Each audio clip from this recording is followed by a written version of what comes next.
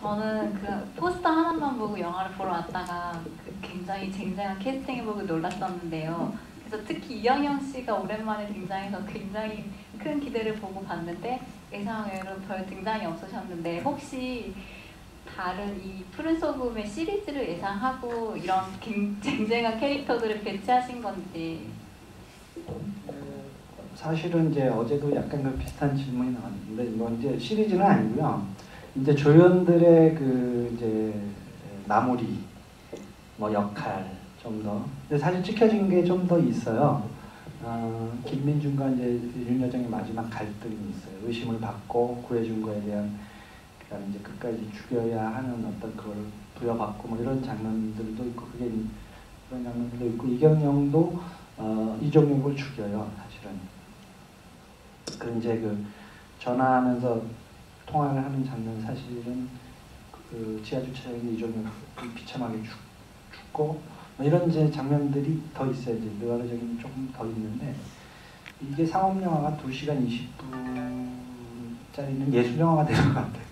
아주 재밌지 않은 이상에는 이게 또 우리가 내 영화가 이렇게 호흡이 빠르게 2시간 20분을 숨가쁘게 가는 영화가 아니기 때문에 애매한 어떤 2시간 20분 타이밍은 좀 아니라고 봤고 2시간 안에 영화를 해야 되겠다. 2시간은 사실 짧은 시간은 상업 영화에서 1시간 40분 뭐 그 정도가 적절한데 아까 말한 대로 이 총을 든 여자라는 그 설정을 해나가는 과정이 그 쉽진 않았어요. 스토리적으로. 그래서 이제 2시간이라는 시간을 하다 보니까 좀 이제 빠져야 되는 비약을 하고 이 정도는 이해가 되면서 비약을 시켜도 되겠다.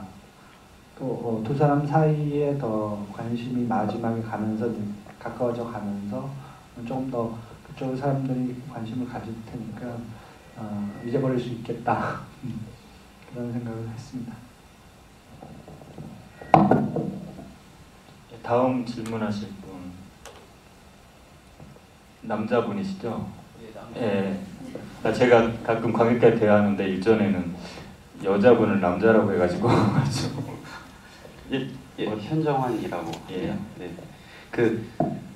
전 영화에 대해서 잘 모르고요. 그 중간중간에 뛰어넘는 그런 부분들에 궁금한 대사가 있어서 감독님 만나뵈면 꼭 여쭤보고 싶었습니다. 뭐냐면 그 반대편 빌딩에서 천정명과 그 신세경님이 이렇게 만나는데 그때 어떤 대사가 있었을 것 같아요. 그래서 천정명님이 반대로 이제 뛰어가셨을 것 같고요.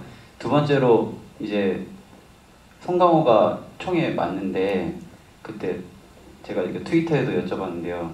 그 탄두가 소금이라서 살았는지 아니면 이렇게 죽은 곳이 염전이라서 이게 살았는지 그 두 가지가 이렇게 궁금합니다. 이제 사실은 시나리오에는 상당 부분 배우와 신이 있었던 저쪽에서 이제 싸움이 벌어지기 전 배우와 신 비로소 이제 서로 대치를 하다가 사실 대화하는 신들이 있었어요. 근데 이제 저쪽의 사건과 상황과를 좀 긴밀하게 거기서 좀 몰아가려고 분명히 이제 그 다음에 와서 질문을 하잖아요. 그 여자애 사랑하십니까? 라고 하는 거는 뭔가 이해했다는 거죠. 원조 교재로 계속 가던 천정명이 정말 이제 사랑하십니까? 라고 물어봤을 때는 둘이 맞닥뜨렸을 때 뭔가 얘기가 있었고 그리고 저쪽의 상황이 이제 벌어진 것 때문에 빨리 빠져나오긴 했지만은 이쪽 정도 나는 이해가 생략돼도 이해가 있었을 거라고 생각이 들어요. 사실은 약간의 대화심이 있었는데 그러기 위해서 저쪽에 이제 액션 좀 더 늦춰야 되는 좀 상황이었고 그래서 생략을 해도 그 대사로 천장명이 뭔가를 그 여자의 어떤 진심이라든가 둘 사이에 그걸 받아들였구나라는 생각을 했고요. 소금탄, 그러니까 염전이라는 곳을 이제 뭐 그 생각도 살짝 했던 지점들이 있었어요. 뭐냐면은 지금 이제 어떻게 송강호를 구해갖고 이제 그렇게 필리핀으로 갔냐, 살아났냐, 뭐 이런 게 다 지금 생략이 돼 있는데 이제 예를 들면 소금이라는 것, 이제 그 썩지 않는 어떤 그런 걸 소금 트럭에 유장을 하고 뭐 이런 소금을 이용하는 어떤 빼내는 것도 사실은 찍을까 했었던 지점들이 있었는데 그것이 그 사건의 어떤 그 스토리를 설명해 주기보다는 정서적인 걸로 연결해서 그러니까 세빈의 감정이다 아까 말했는데 두원의 감정이던 감정을 가지고 움직여가는 그걸로 이제 정리를 한 거죠. 그래서 그런 뭐 염전에 쓸 소금물과 뭐 이런 것들은 나중에 이제 그게 필요하다면 그렇게 해석은 될 여지는 있지만은 소금탄이 결정적으로 이제 죽지 않게 만드는 그런 작용을 했다라고 얘기할 수 있습니다. 다음 질문 하실 분요. 네, 그러면은 질문을 생각하실 동안 제가 이제 감독님 하면은 뭐 스타일리스트, 비주얼리스트 이런 영상 쪽으로 많이 회자되고 또 얘기가 되어지는데요. 그러면 감독님은 뭐 새 작품을 만들 때마다 그거에 대한 부담 같은 것도 느끼시지 않을까라는 생각을 하게 되거든요.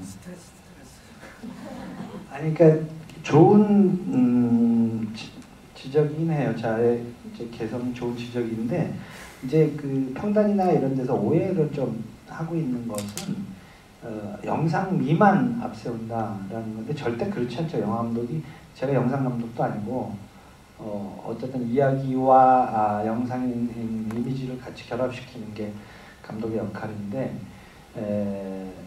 절대로 뭐 영상미를 스토리를 희생시켰다 뭐 어디서 막 그렇게 얘기하면 그 바보 같은 생각을 하는 게 영화 이렇게 있다는 게 좀 어이가 없죠. 어떤 면에서는. 다만 이제 제가 원했던 거는 어떤 정서였어요.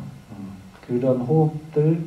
그러니까 지금의 영화들을 보다 보면은 제가 그러니까 TV 드라마를 보면은 한 면의 작가와 두 명의 PD가 번갈아가면서 찍어요. 분량 때문에 구별이 안 되죠. 이번 주는 저 감독이 찍었구나. 이번 주는 요 감독이 찍었네. 라는 게 아니라 그냥 그 스토리를 잘 그냥 영상적으로 전달하는 그러니까 개성이 없어야 하는 거야 상업영화는. 그러니까 그런 지점에서의 영상적인 부분들은 난 꼭 필요하다고 봐요. 그러니까 감독은 시나리오를 영상적으로 번역하는 사람이 아니고 그 이상 표현해줘야 된다. 시나리오 이상이어야 한다. 시나리오 이상이 아니면 감독이 사실 필요 없어요. 가끔 그런 얘기를 해요. 감독이 왜 필요하니? 좋은 배우와 좋은 시나리오와 요새는 또 콘티북도 다 이렇게 그려주는 데가 있어요. 커트들. 그리고 현장 편집이라는 걸 해요. 그래서 붙여보고 아니면은 다시 하고.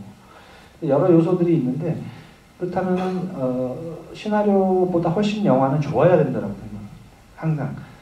근데 그런 지점에서 뭔가 그것이 이제 이미지를 영상을 어떻게 구현하는가의 부분인데 스토리가 긴박하고 스토리를 빨리빨리 전달하고 빠른 편집을 하고 이런 거는 사실은 어려운 문제는 아니에요. 특히나 요즘 레드원 카메라가 있어서 조명이라든가 뭐 필름의 부담 같은 것이 별로 없고 그래서 그런 차원에서 봤을 때 어떤 스토리 작가로서 시나리오 작가로서 제가 뛰어나지는 않지만 뛰어나지 못해서 그런 건가. 그런 어떤 지점이 있겠지만 이것 때문에 좋은 스토리 어떤 드라마 에피소드를 버리고 영상을 선택하는 그런 거는 뭐 있을 수가 없죠 사실은. 다만 내가 이제 트위터에 비유를 했지만은 식탁을 차리는 감독이라는 사람이 식탁을 차리는데 밥을 안 내놓고 뭐 반찬만 내놓는 그런 식탁이 어디 있겠어요. 당연히 주식이 있는 것이고 다만 좀 개성 있는 반찬 좀 정성 들여서 남은 뭐 이 정도면 먹어도 충분하지 않을까. 밥이 맛있으니까 그게 아니라 밥도 맛있지만 좋은 반찬 또 내가 제공할 수 있는 다른 사람의 요리사가 아니라 이현승이라는 사람이 했을 때 요런 반찬을 잘하는 그런 정도이지 그 밥을 빼고 밥 빼고 반찬은 맛있게 그런 요리사는 아마 없으리라고 생각이 듭니다.